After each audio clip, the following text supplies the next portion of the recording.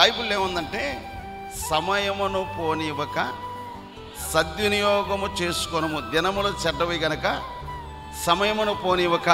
ఆ తర్వాత ఏముంటుందంటే దినములు చెడ్డవి గనక సమయమును పోనివ్వక, తర్వాత ఏముందాం, సద్వినియోగము చేసుకొనుచు. భలే ఉంటుందండి ఆ మాట మనం చూసినట్లయితే. ఓకే, దినములు చెడ్డవి గనక మీరు సమయమును పోనివ్వక. అమ్మ ఇటు చూడండి, సద్వినియోగము చేసుకొనుచు. ఈ మాట కోసం చదివించానమ్మా. అజ్ఞానుల వలే కాక, అజ్ఞానుల వలే కాక. అజ్ఞానులుగా ఉందాం అనుకుంటే ఆలోచన చేయండి. ఇంకా తర్వాత మాట,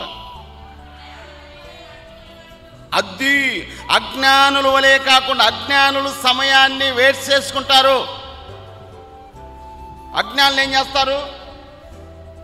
అజ్ఞానులు వేరు, జ్ఞానులు వేరు. అపవిత్రులు వేరు, పవిత్రులు వేరు. వింటున్నారా? అవిశ్వాసులు వేరు, విశ్వాసులు వేరు. ఈ రెండింటిని మనం గమనించాలి. మీరు ఏ లెక్కలో ఉన్నారు? అజ్ఞానులుగా ఉండారా, జ్ఞానులుగా ఉండాలా? ఆలోచన చేయండి ప్రియమైన దేవుని బిడ్డలారా.